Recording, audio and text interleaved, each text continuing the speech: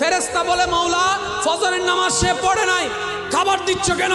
রব বলে বান্দাটা তো আমার।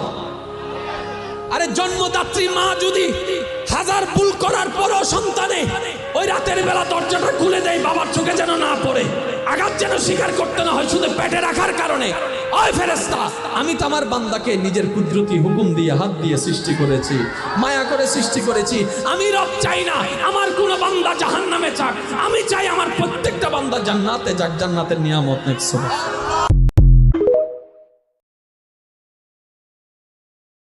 ফেরেশতা বলে মাওলা ফজরের নামাজ সে পড়ে নাই, খাবার দিচ্ছ কেন?